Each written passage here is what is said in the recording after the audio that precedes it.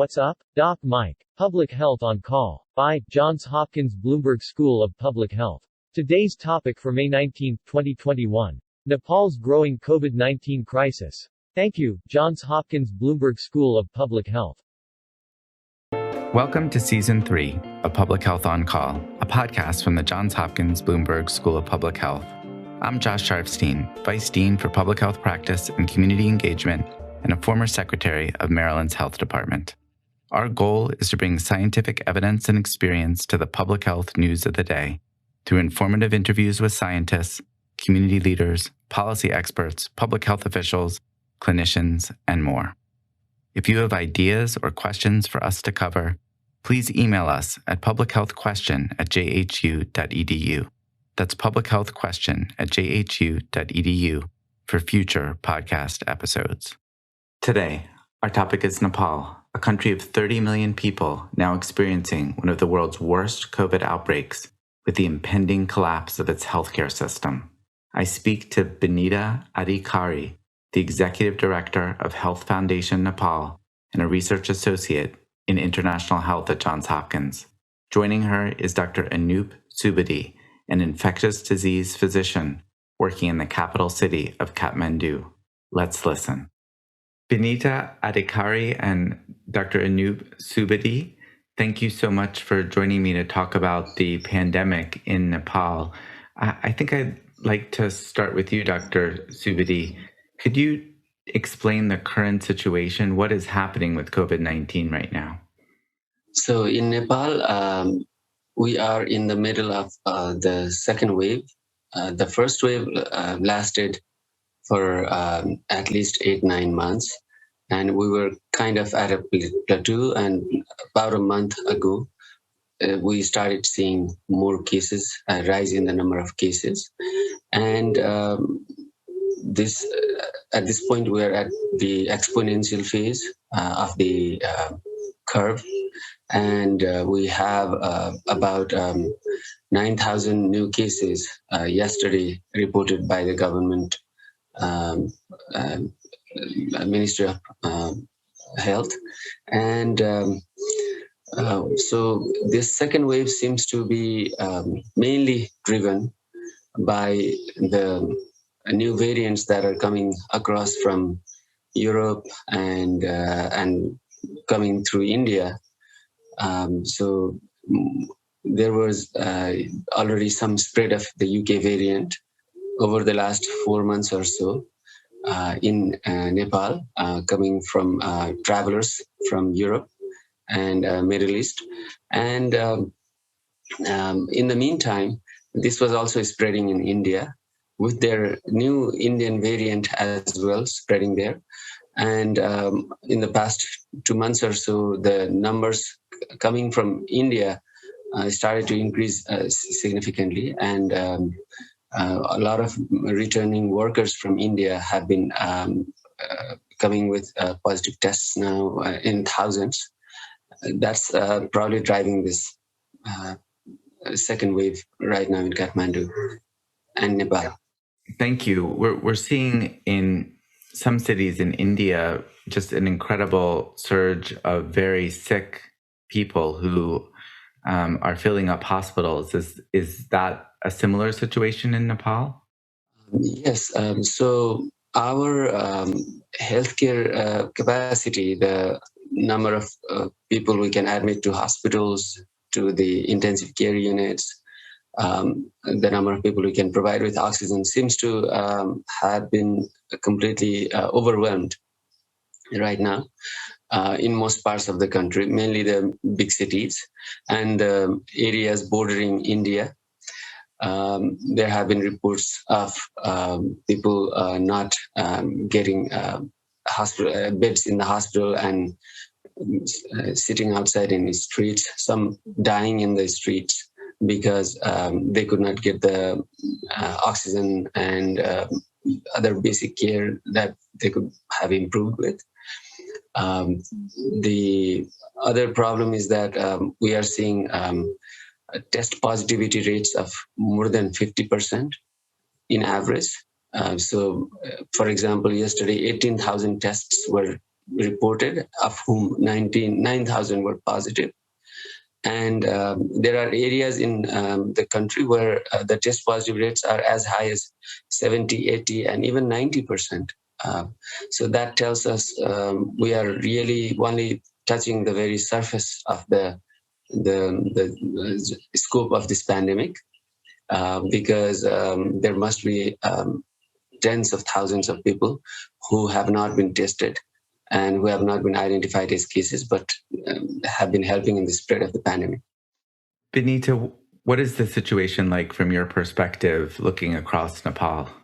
Well, in my opinion, the situation that Nepal is facing currently has the what is reported has been from the news of cities, but outside of Kathmandu Valley. And if you look at the current stats, it's more than more than 70% of cases are actually coming from outside of Kathmandu Valley, where the capital city is.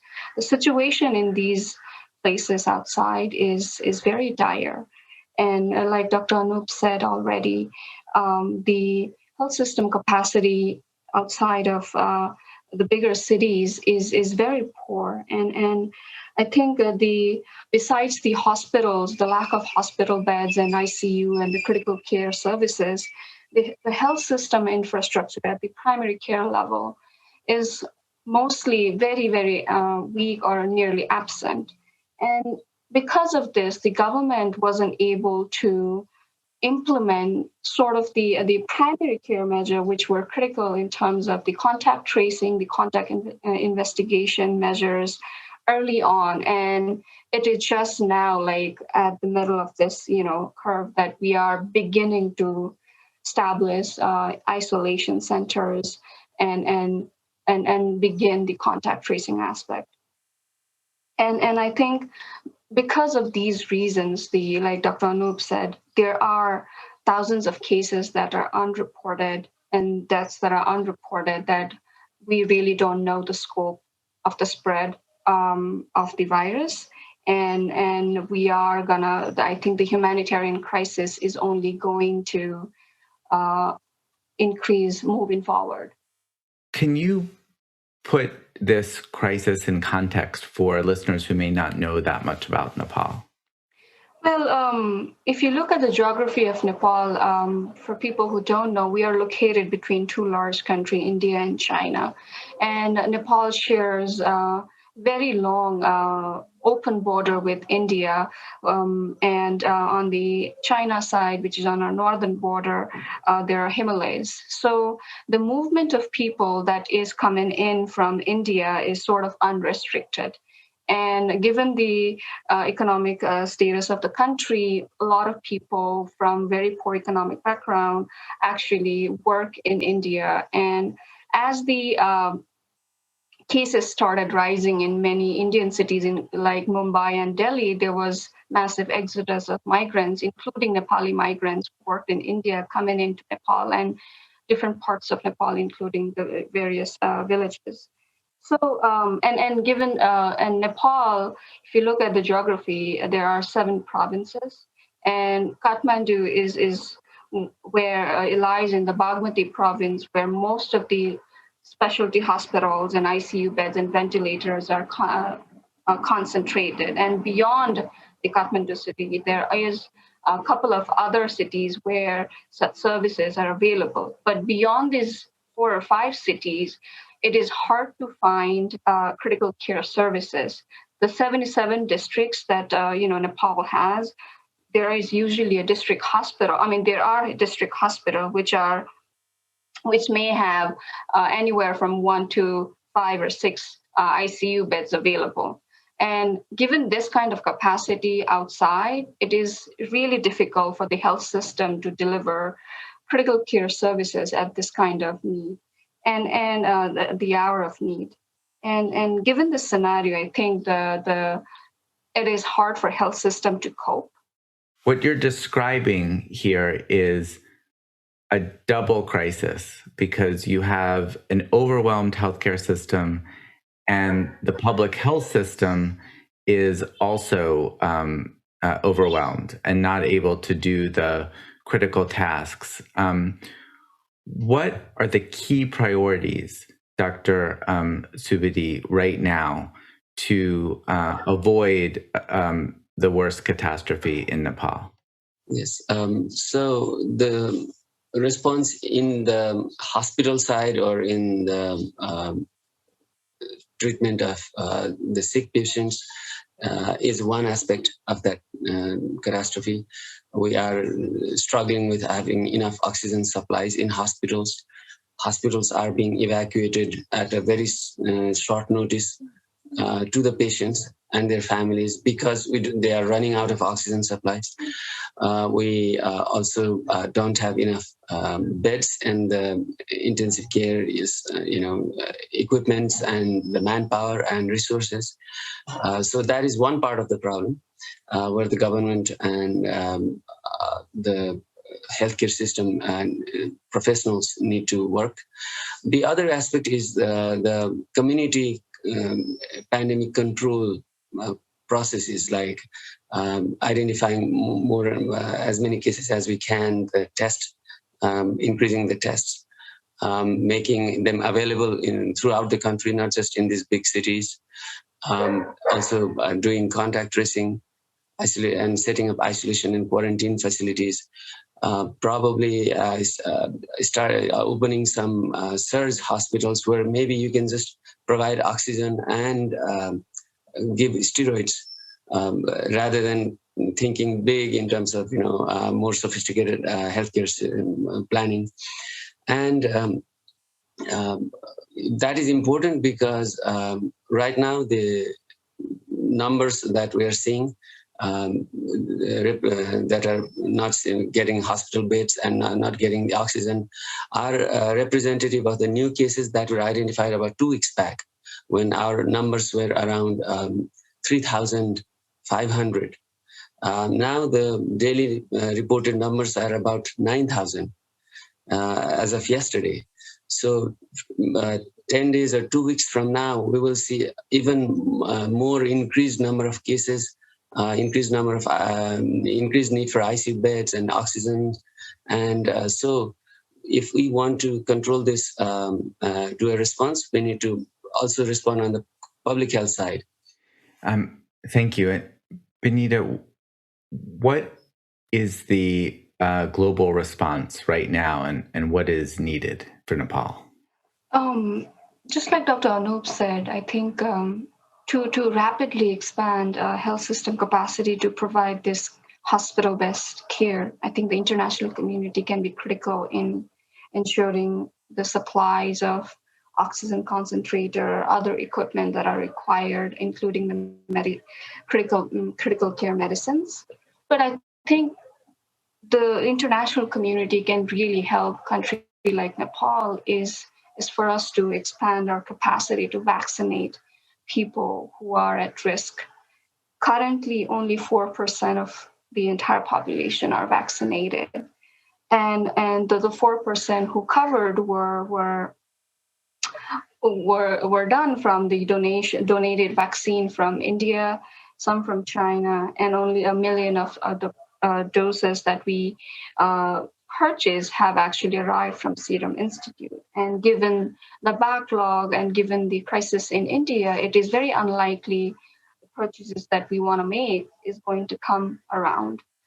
So our appeal to the international community is really is to help us expand the coverage of vaccine and sort of release the vaccine that are unused in high-income country to country like Nepal. And I see moving forward that is one of the most effective way we can actually reduce the impact of the epidemic within the country.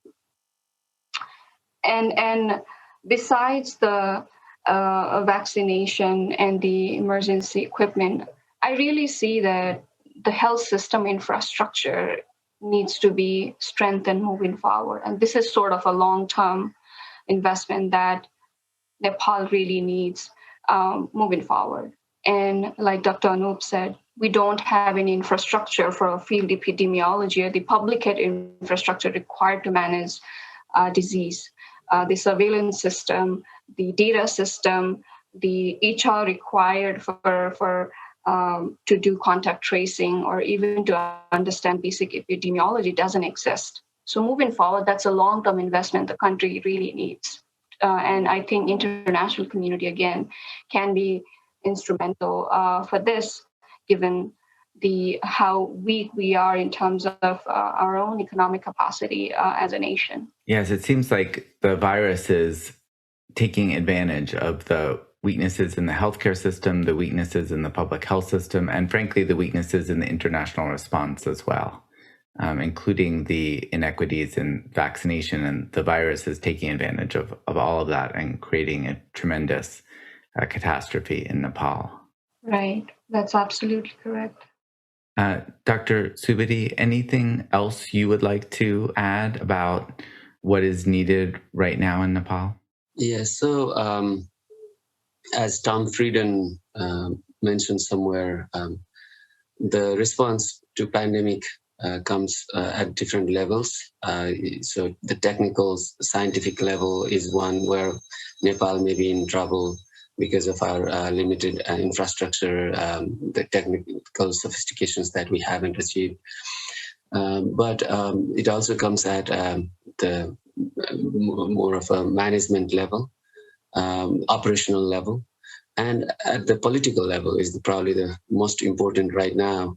While we talk about lack of healthcare system, the public health infrastructures in the country, the last 1 year was completely wasted by our political leaders and our government leaders in doing things that would make us better prepared for the second wave. We went through sheer level of political brinkmanship, and even last night, our government is now going to change. The Prime Minister was just voted off office by the Parliament. So while we are going through this major catastrophe, our leaders and our political elite have completely failed us. And that is the other reason why this country is at this current situation. Thank you. And Benita, I'll give you the last word here. This is a moment of terrible danger for Nepal. And I appreciate how you work and have worked across the country to be in part prepared for a situation like this. What do you say to people who are listening across the world? What I would say is I think pandemic is a global problem. This virus is a global problem. And the inequities that exist within countries and across the world cannot be defeated without global cooperation. So moving forward, I'd like to, just leave with one message is that to ensure that other countries do not go through the same crisis that Nepal is going through. And there is less catastrophe happening in weaker countries like Nepal and others. One role that we really need to think through is what we can do globally, and vaccination is one and only way moving forward immediately to reduce this crisis, and our role and the role of the high income country will be crucial to ensure this. Thank you both. Very powerful voices for Nepal right now, and a very strong message about the responsibility that the world has to Nepal. Thank you both for joining me. It's a pleasure. Thank you. Thank you so much. Public Health on Call is produced by Josh Sharfstein, Lindsay Smith-Rogers, and Stephanie Desmond. Audio production by Spencer Greer, Niall Owen McCusker, C.N. Oates, and Matthew Martin, with support from Chip Hickey. Distribution by Nick Moran. Production support from Catherine Ricardo and Neiman Outland. Social media support from Brenda Haggader, Grace Holes Fernandez, and Caroline Wong. Thank you for listening.